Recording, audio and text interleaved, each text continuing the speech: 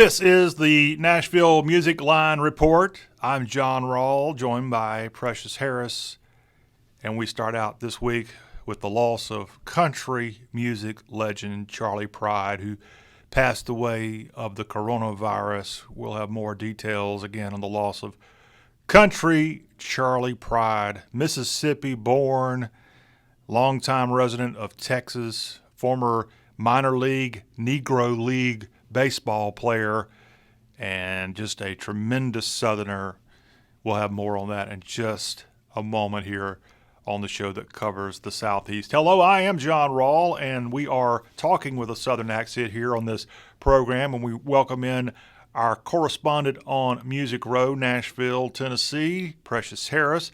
As Preshias has Nashville Music Line, she also has penned the book College of Songology, and that's got the I Know Country. That's got 366 daily country music questions and answers. You can go right now to iknowcountry.com, and it's not too late. Get you a copy just before Santa Claus comes here in a couple of days. And Preshias is very involved in Music Row and helps so many people out in their dreams of making it as a songwriter or as a singer. And her book, College of Songology, is available for you to check out. Also, the book at the website Nashville Music Line, also for you to learn more about what she does right there on Music Row. But we're going to go to Music Row and be joined right now by Preshias Harris. Hello, Preshias. Welcome into the y'all.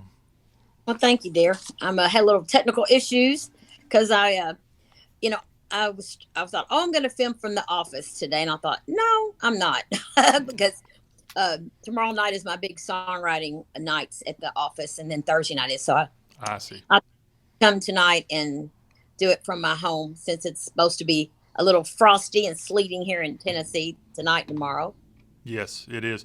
Preshias, we are certainly going to talk about Christmas music and fun stuff, but we have to start off with, again, the passage of Charley Pride as he died from the coronavirus. Our second country music star to pass away from the virus. Joe Diffie was our first country music singer earlier in the year, and now Charley Pride dying at the age of 86.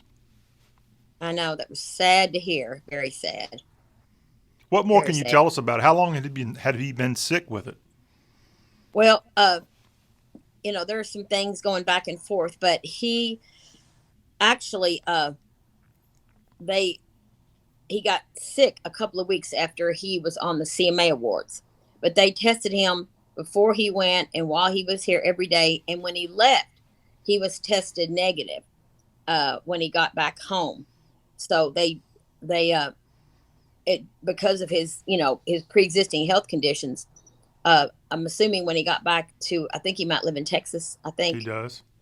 Yes, that he got back there. He just wasn't feeling well. They took him to the emergency room, and he ended up going from there to the hospital. And then from there, they put him. He actually passed away in hospice.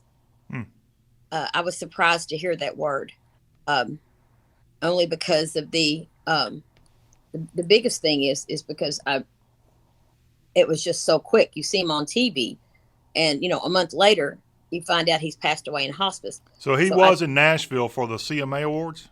Yes, he got a special presentation from the CMA Awards. Jimmy Allen actually did it for him.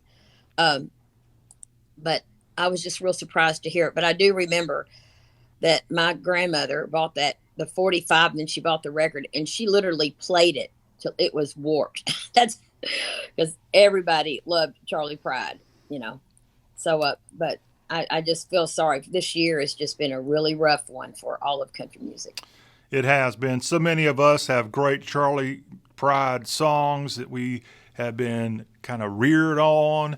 And one of the things about Charley Pride, if you never had a chance to be around him, and thankfully it sounds like you have at some point, I had a chance to interview him several times, and he was just a class act. In fact, here is the best I can tell you about Charley Pride from an old Southern boy who doesn't read a lot of books, Preshias. I'll be honest with you. I listen to music, but I don't read books that often. Charley Pride's book that came out called Pride. It came out in the mid-1990s. a book that told his whole story. It is the only book, Precious, in my life that I can truthfully say I have read twice. It was such a good read because it had not only the music stuff in it, but Charley Pride was a great baseball player. Played for the Memphis Red Sox in the minor league of the Negro Leagues. And he talks about all that. And as a guy myself who happened to live in North Mississippi for many years, I've been to Sledge, Mississippi there on the north end of Quitman County. And I've been by the house that Charley Pride owned there in Sledge, Mississippi. And his cousin, I think, is the owner of Pride Motors there in Batesville, Mississippi. And I've kind of been around people with the name Pride a little bit. But Charley Pride, just the music, the class, he never played, I don't think, the victim card. He just put out great music and was a great American and a great Southerner. I think most of us would certainly subscribe to that belief. Oh, totally. And, a lot of people don't realize, he's got a couple of big signature songs that as soon as you heard the first three notes, name that tune, you know who it was and what song and who sang it. But from 67 to 87, he had 52 top country hits. That's a lot of songs. That's a lot of songs. So that it's at least 2 a year. If you divide 52, maybe 3, but if you divide 52 by 20, it's 2 songs a year. So he had 2 songs every year for 20 years in the top 10. And unlike a lot of those guys and girls, both that appeared in the 1960s, Charley Pride, like you just said, he was on, I remember the record label. He was on, I think it was 16th Avenue Records, I think. It was the one Later, that I think it was the first one because Chet Atkins was involved. Yeah. He was most known for his RCA work, but actually the people that own Opryland, Gaylord Entertainment, had their own record company in the late 80s, and that's where he had the song I'm Gonna Love Her on the radio. That was maybe his last so-called hit record in the late 80s. And here's a guy who stretched the 60s into the 70s into the 80s with hit records. And a lot of artists, they might have been big artists in the 60s. Their careers didn't last as long as Charley Pride's. Oh, yes. And I think, as a matter of fact, when I interned Atlantic, there was someone there called Bob Heatherly. And he was a huge Charley Pride fan. He actually signed Charley to the record label, Music City Records, I think is what it called. And, but, because he had a 50, because his career was so wide spanning, the masters, about every 10 years, people were wanting to put out. We even got recordings from Country Rewind that we have from Charley, back in the mid 70s when we were doing the Navy hoedown stuff.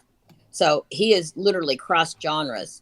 And for, I guess, 5 decades, it sounds like only 3 or 4, but it's not. He's been involved either releasing new music or re-releasing the hits the record label has. So he has been a part of the music community for the last 5 decades. 5 decades. How about this factoid coming from the great staff at Nashville Music Line? Only Elvis Presley, a guy that you know a little bit about, only Elvis Presley sold more records on the RCA imprint than Charley Pride. I love that. I love hearing that. Yes. Charley Pride, sad to lose him. I had a chance to see him earlier in this year. As I said, I've had a chance to interview him many times, Precious, and always a class act. We always talk baseball. And he and his wife, Rosine, they were very close with Ernie Banks, Mr. Cub, and the Banks and the Prides would go on vacations often. And it was in June is when baseball started back, professional baseball.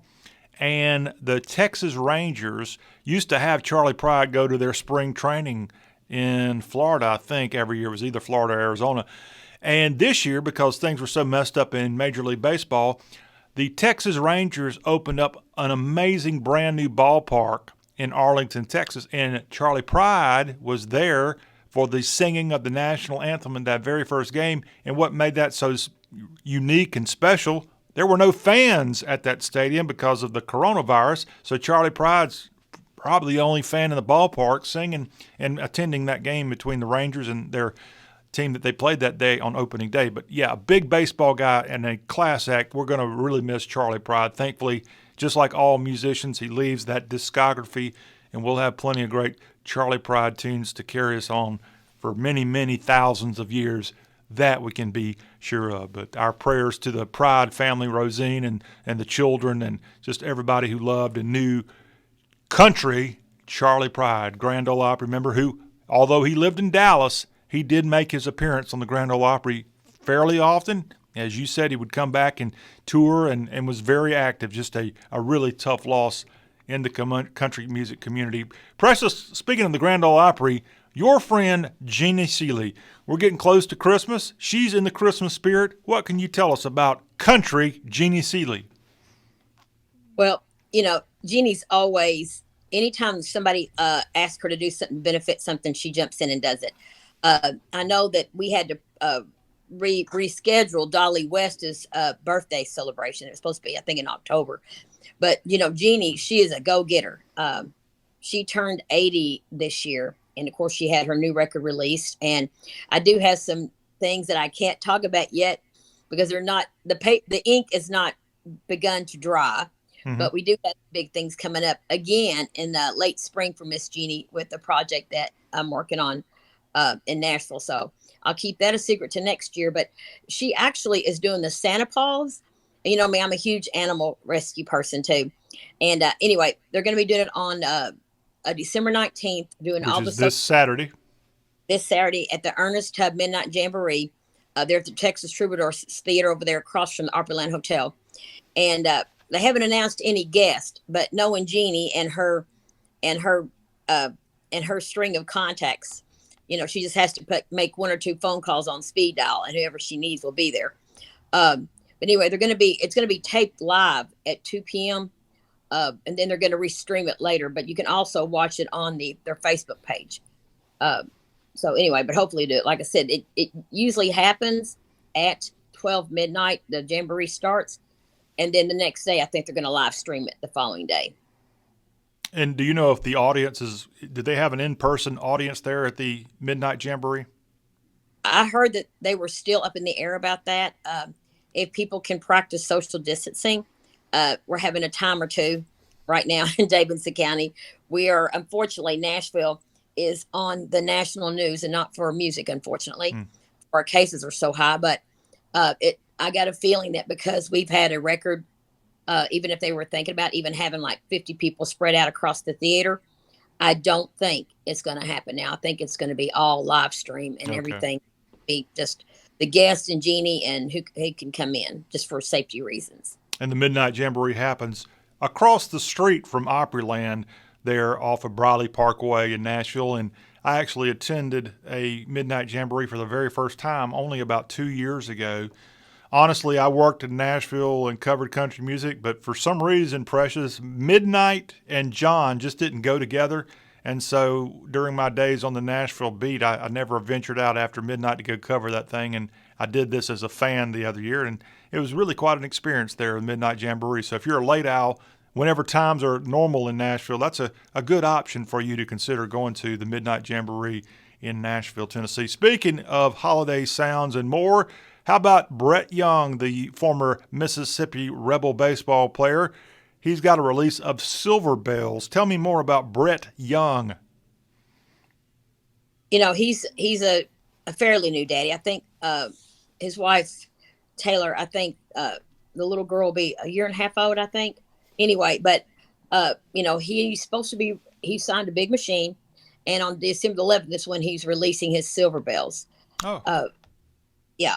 And of course, he also has a top 30 single that's non-Christmas called Lady. That is something that a love letter that he sent to his daughter. And he co-wrote it with Ross Copperman of the fame of Eric Church. And then, of course, John Knight's had a couple of big hits with he's also have other big hits. I've been to 2 or 3 number one parties for him. But the last one I was at was for Keith Urban.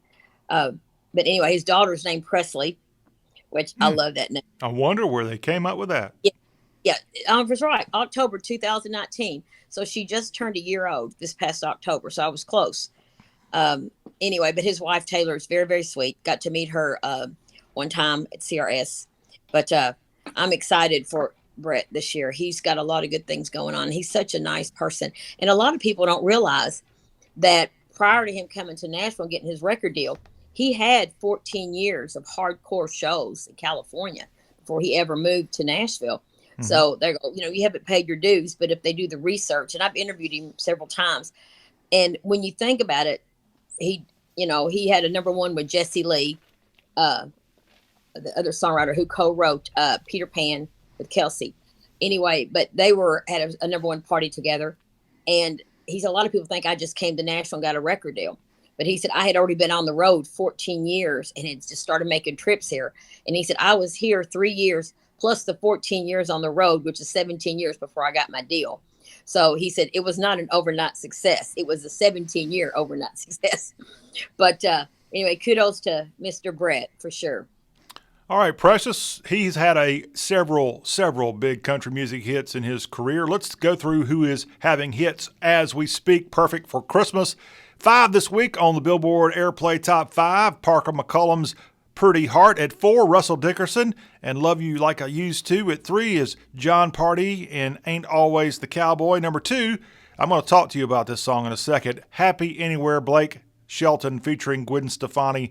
Number 1 is Big Big Plans from Chris Lane. That's your Billboard Country Airplay Top 5 for this week. And Precious, I'm filing a complaint with you right now on the Y'all Show. And my complaint is, okay, so I've been mentioning this new Blake Shelton, Gwen Stefani song for a couple of weeks, and it's right there bubbling under the number 1 spot at number 2.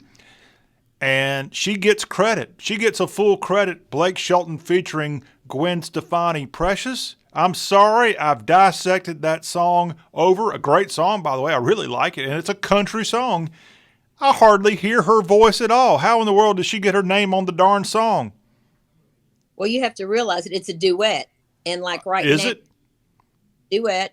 And because even if she did, because if there's someone that has a deal like have her record deal, and they are singing together, it's a duet, but their voices blend so well, you don't even realize how much input she's actually putting behind his voice. Maybe so, but I hardly hear anybody's voice but Blake's on that song. Sorry, maybe my ears are a little off.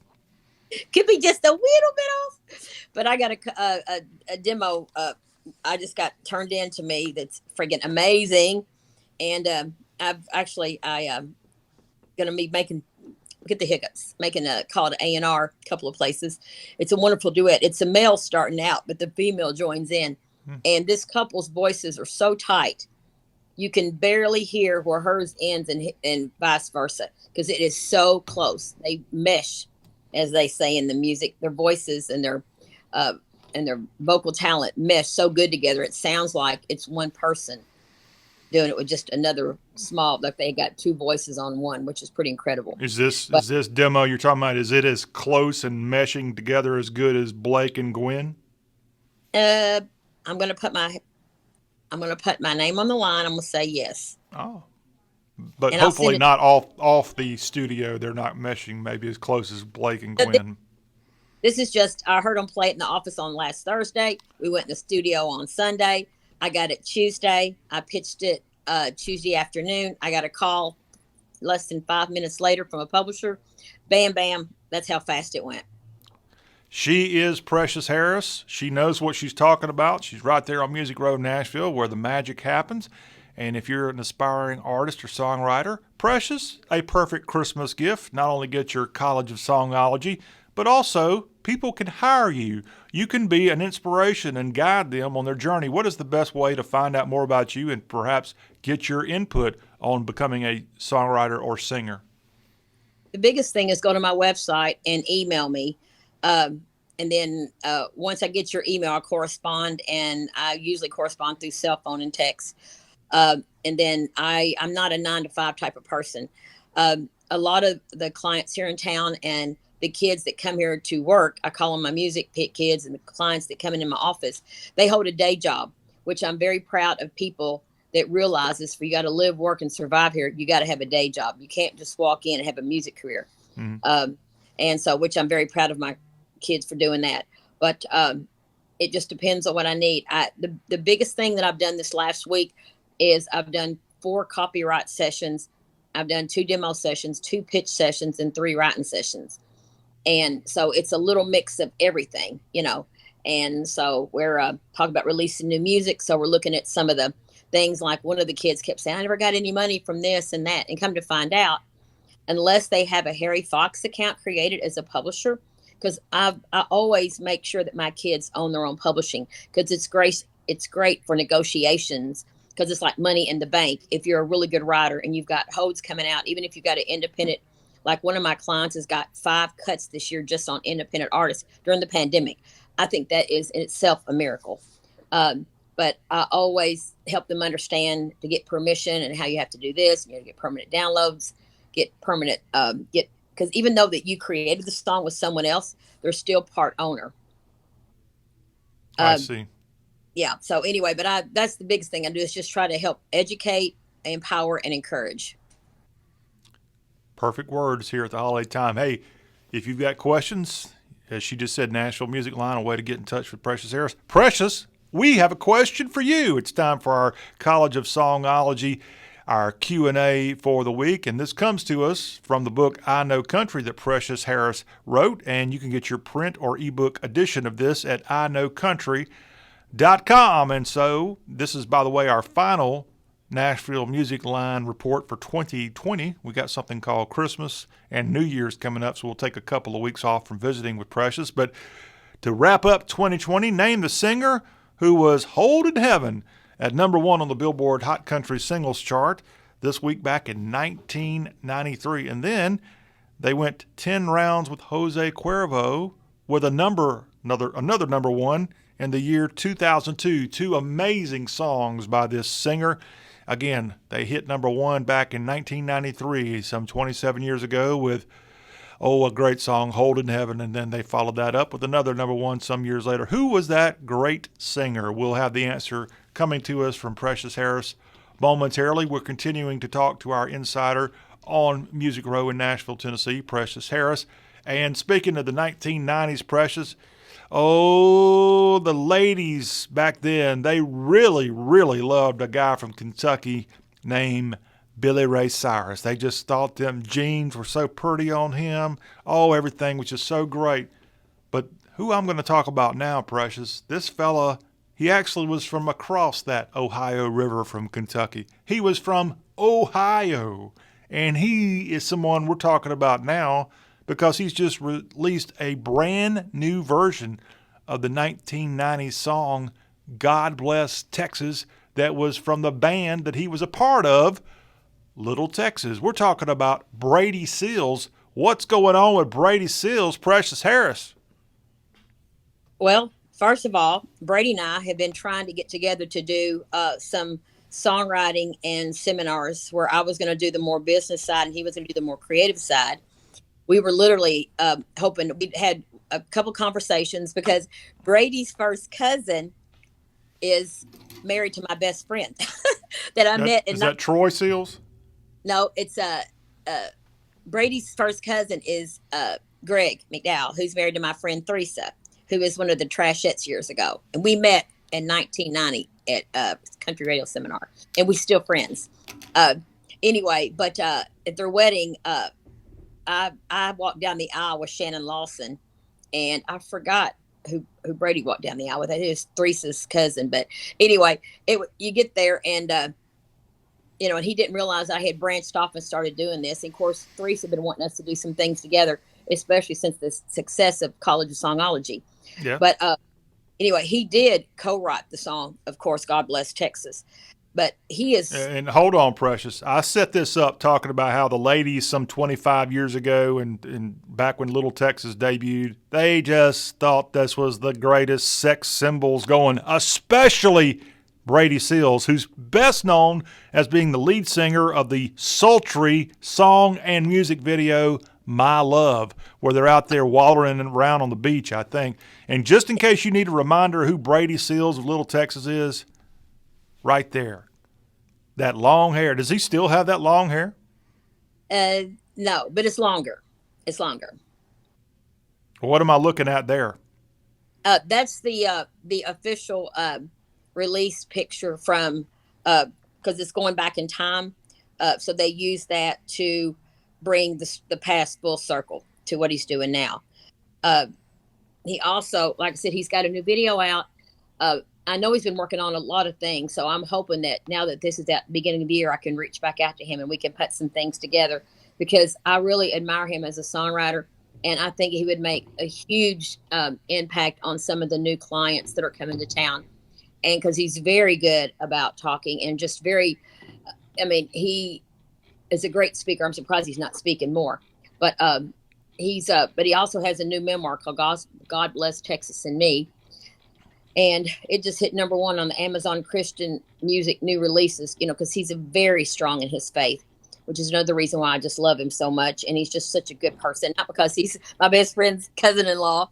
But anyway, I'm very much, I think that the book that came out is about him healing for the divorce that he went through several years ago, which was very surprising. And let's talk about that divorce, Precious. And I'm only reason I'm bringing this up because he was married to a so-called public figure. I assume we're talking about the same marriage. He was married to a former B&A Records artist, Lisa Stewart. Yes. And I bring that up because she's now married to another 1990s country music hit maker. Yes. Who is Leroy Parnell. Yes. And I didn't know that she was married to him until I saw something coming out from Leroy Parnell about her. And I was like, whoa, she's married to Brady Seals. And then I found out, whoa, I guess she's not. Yeah. It's as music road turns. Yes. But, yeah. Good Mississippi girl. She was from Louisville, Mississippi. Lisa Stewart. Check her out. That was my first intern.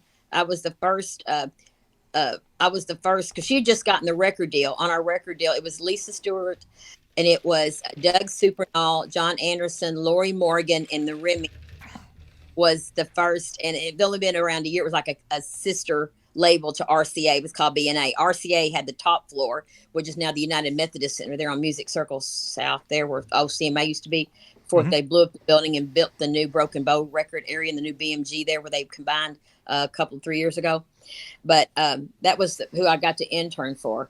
So it was pretty cool. And then there was another one. Tim Ryan was another one of our males. And we had, the Remingtons, John Anderson, Lori Morgan, Lisa Stewart, Supernaut, I think. Oh, yeah, and Aaron Barker. I can't forget my favorite, Aaron Barker. He was on our label. Do you know who the very first B&A Records artist was? Well, I know when I got there, because they've been around for about a year when I got there to intern, because I just basically knocked on the door and said, hey, I want to be intern. And he said, come in here and interview. And so I went in for my interview. 15 minutes into it, here come the president of RCA for the whole United States and the vice president of RCA at the time. He had just gotten chosen to be there. And he turned out to be a Kentucky boy. And I had actually an intern for his mother in Bowling Green when I was going to interior design school. And his mother kept saying, you've got to meet my son. You've got to meet my son, Randy. And so he walks in the door, and I'm literally went from a job interview to trying to clean up because he hadn't had an intern in 6 months. And so anyway, so I went in and just started cleaning up to try to get stuff done. And, he said, oh my God, they're here. And they were upstairs on their way down. So you should have seen us trying to hide stuff in about 7 minutes to get them from upstairs downstairs. Golly. So Joe Galante introduced himself to me. And then here come Randy. And Randy stuck out his hand full of personality and says, hey, I'm Randy Goodman. And I said, hey, I'm Precious Thomas. He goes, are you my mama's Precious? And I went, yes. He goes, oh my God, I finally get to meet you because she's been talking about you for 2 years. I said, I know. So it's pretty cool. All right. Well, you didn't answer my question. The question I was asking you, this is not our official music trivia question, by the way, but you can go double check me if you want to. This is coming off the old John Rawl noggin and my nerdship of country music, especially of the old days. I think the first B&A Records artist was B.B. Watson. And yes. Light Under the Light Beneath the Tunnel or something like that song. Yeah. Which, by the way, speaking of those songs, Precious, another trivia question from B&A Records in that time period. Do you know the first song out from Lisa Stewart? You're not going to believe this, but I can see the cover of the cassette and the CD that I was mailing out. And it was a self-titled album. I do remember that. Okay. You don't know the song? Uh-uh. Under the Light of the Texaco. That's right. I remember them talking about how it was a long title, but it was such a great song. They went ahead and released it either way. That's what I now remember. It jarred my memory with my Under blonde the roots. Light of the Texaco, back in the mid-1990s on B&A Records. All right, speaking of that time period, let's go answer that trivia question, Precious. Let's go back to 1993, a pretty darn good year, by the way. Name the country music artist who had the song number one, Holdin' Heaven. That was a big hit for this artist in 1993. And then they went on a few years later on the Hot Country Singles Chart to score another number one with the song that's always fun, especially if you've got a little alcoholic drink near you. 10 Rounds with Jose Cuervo. That went number one in 2002. Preshias Harris, who is that lucky artist who have had those great songs? He still owes me $5 in a bet, and his name is right? Yes. Who? Tracy Byrd. Oh, Tracy Byrd, MCA Records artist. Bunch of great songs. Watermelon Crawl was a big one for him. Yes. And but the go ahead. stars that are, yeah. Yep. Just That so was many great songs from that guy who was part of that trilogy from the Beaumont area. You had Mark Chestnut, you had Clay Walker, and then Tracy Byrd, all from right there. In fact, Tracy always kind of snickered when I talked to him, and he said, I'm actually not from Beaumont, Texas. He was from Vidor, Texas, Precious, and that kind of had a little bit of a rough reputation, Vidor, Texas. Yes, I remember meeting him in 1992 at Country Radio Seminar. And yes. Good guy. Tracy Byrd. All right, speaking of Country Radio Seminar, Precious, there's some news about what's going on with this. This is the event every year that happens usually in February. People come from all over the world to attend this. What is going on here in 2021? Well, they are doing it, but they're doing it via Skype, Zoom. Okay. No one's going to be there, and it's a couple of things. I'm probably am going to try to attend at least one of the days, because just the information and everything that happens at the seminar, it's just like going to school about the radio. Anyway, but I know that Thomas Rhett's going to make a special appearance there. They announced it this week.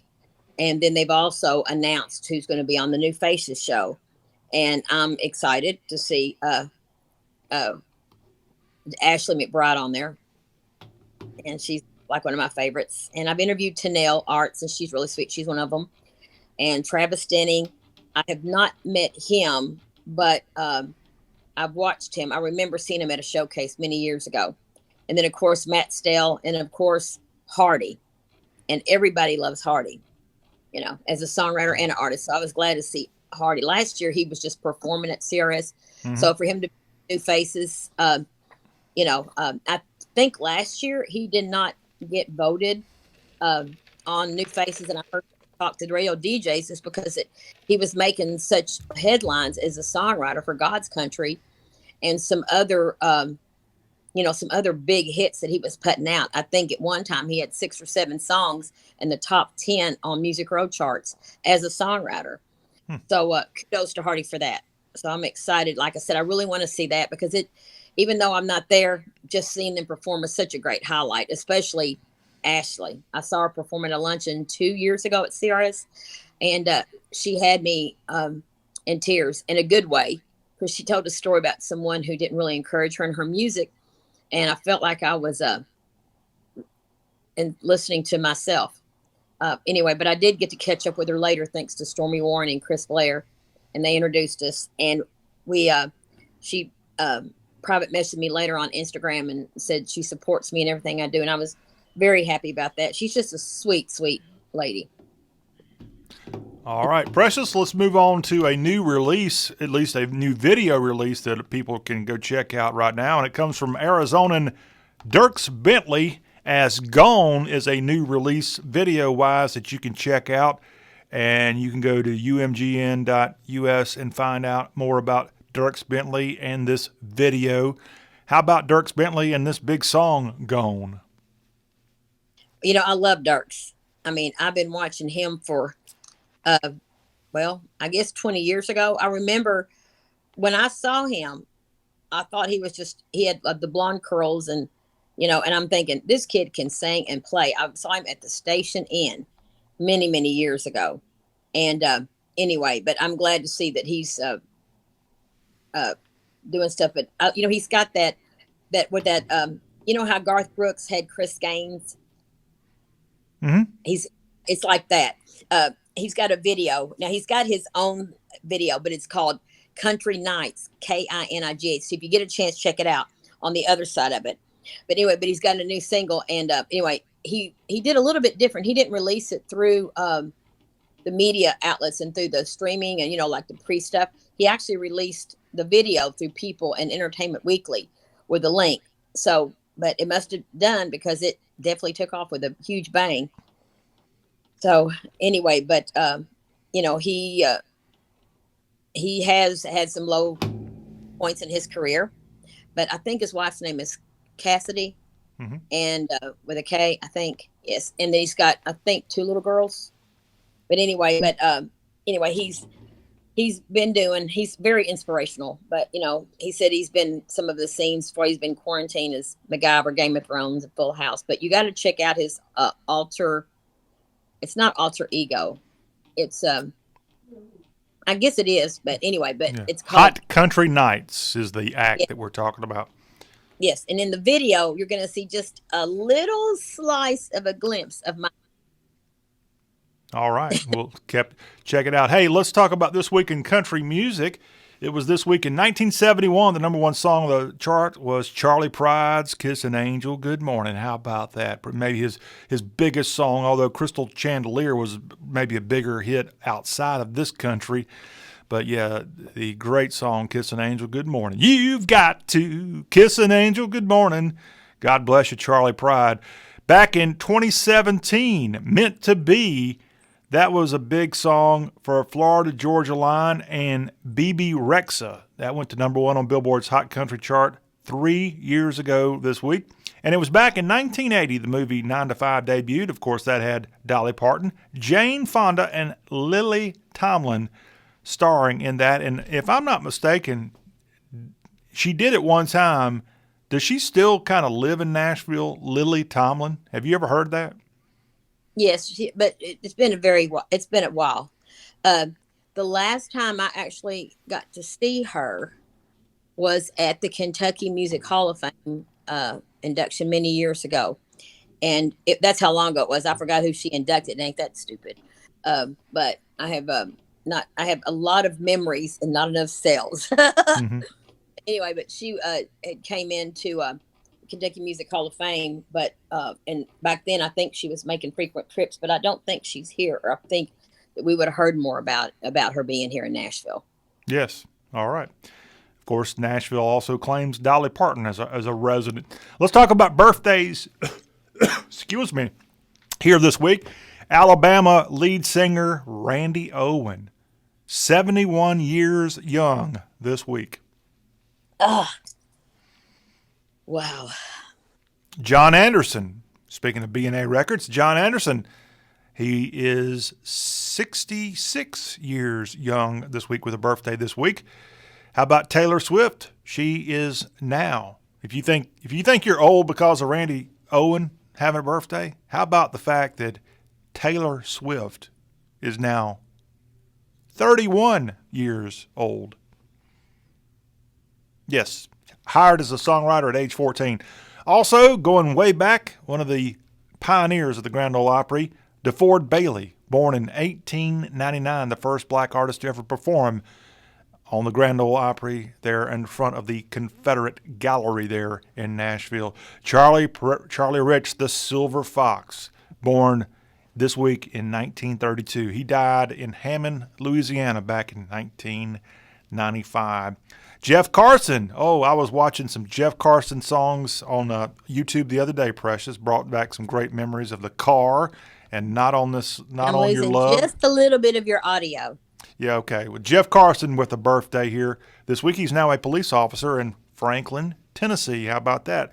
And you mentioned Tracy Byrd earlier with the trivia question. He has a birthday here this week. Yeah, Jeff Carson is an officer in Franklin. He actually his wife has actually worked for a big accounting firm for a music business management company. So, yeah, I've seen Jeff, I guess a couple of times in the last 5 or 6 years.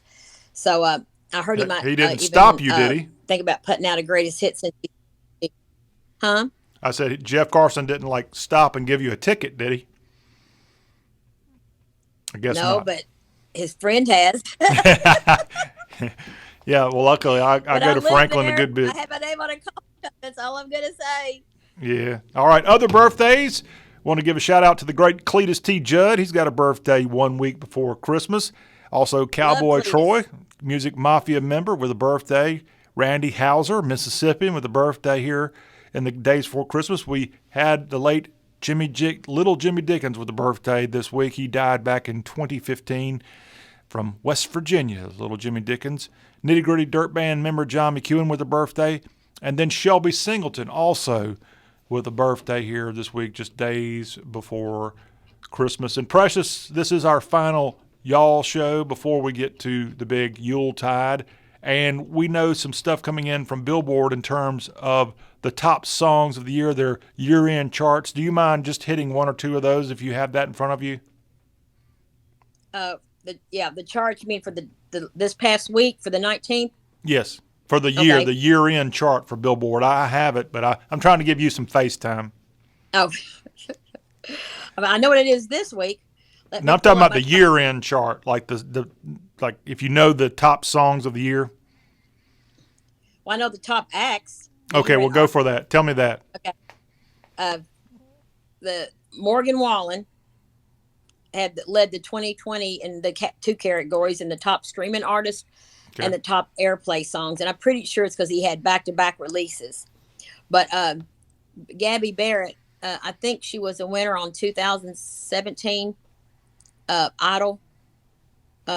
Anyway, I think that's her season. I have so many people doing the talent competitions that I can't keep up which season was which. Anyway, but she had one of the top country songs.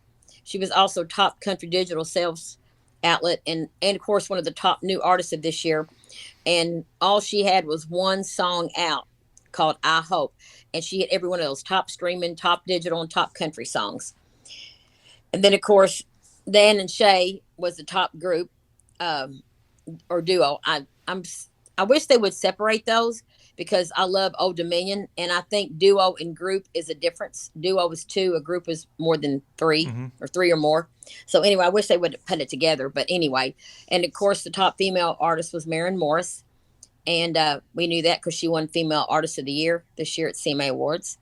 And of course, my friend Dan Huff was one of the top country producers this year, and I can see him being Americana, but I can also see him at other genre crossover. Chris Stapleton was top Americana folk record for his album Traveler, but I'm surprised it didn't cross to other genres because I know that it was the top selling country album, but I think they were just trying to, add that genre in there because Billboard tries to do that. Mm-hmm. Precious, one name I didn't hear you mention because he may have won so many was this guy right here, Luke Combs. Has he won top male artist, top hot country song artist? What all did he win? Well, I always, in the Billboard magazine, actually my friend, you remember Tom Rowland? I know the name. Yeah, he's one of those music historians, and just the things that he keeps up. He's like the next generation up from Robert K. Orman, which I love them both dearly, and I rely on him a lot for some of my fact checking and stuff when we're doing stories and stuff like that.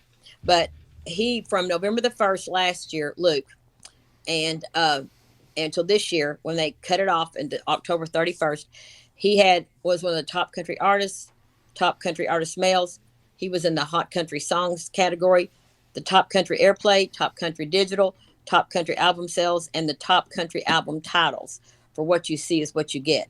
But he's got 1 or 2 people that he stays in his writing circle with. And it's proven to be a magical friendship and relationship.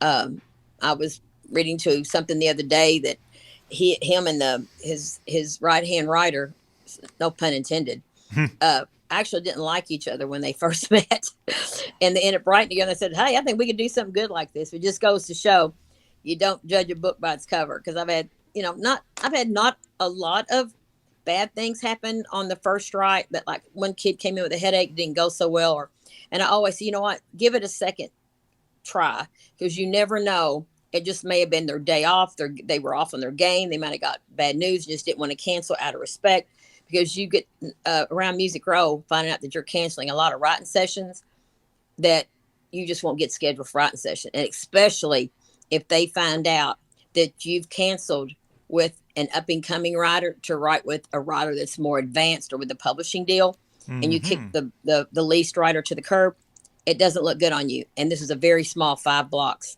and it will get around and the doors will slam with your fingers in them. Ouch. Well, Ouch. Luke Combs certainly has had a wonderful 2020. In fact, Precious, to add to the honors, he's got something that he can sport more than just a gold record these days. He's got a gold ring on his finger, as I believe he got married at some point this year as well. Yeah, I think it's been a couple of months. I think they didn't waited a week just to have a chance to have some privacy in their honeymoon before they released it. But yeah, congratulations to him. And of course, once again, I think she was working in the music industry too. So they met in the circles of the music industry. So I'm not surprised.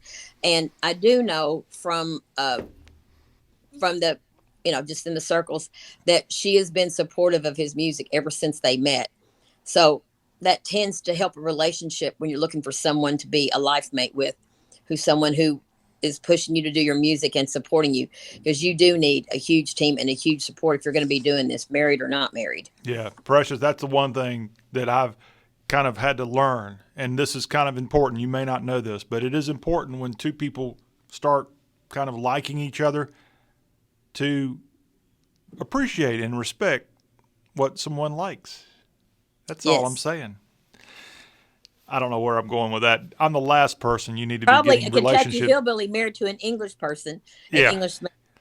But y'all do have a lot of common threads, and a big We do. part of those is music. Music has a lot to do with that. Music and food, and we love to travel. We love to rescue animals, and it's just a lot of things. And when my sister first met him, she wasn't quite for sure. So she asked him if he was a lord, and he explained to her that he wasn't, but he was from England. And so she assumed, because people from England had titles, because you have to realize in history, I thought everybody came from England had a title. So anyway, but I did. I got my Prince Charming. He may not have a title. He's my prince. Well, he's Mr. Precious. That is his title, and we appreciate him. And hopefully you and Mr. Precious have a wonderful Christmas. We will catch you in 2021. We can't thank you enough, and Mr. Precious, for all that you both do to help out on the Nashville music line. Again, don't forget, College of Songology is the website you can go to learn how Precious can help you with her work right on Music Row. Also, I Know Country, great stocking stuffer, 366 country music questions and answers. Go to the website, iknowcountry.com, and you can get that information, how you can get that just in time for St. Nick. Precious, thank you, and we look forward to seeing you in the new year. Have a blessed and happy New Year, everybody. All right. Good night. Preshias Harris, the great Preshias Harris, right here on the Y'all Show. And that will wrap up our conversation with Precious, and we hope you'll be with us for more great interviews on this, the show that covers everything Southern. This is Y'all Talk with a Southern accent.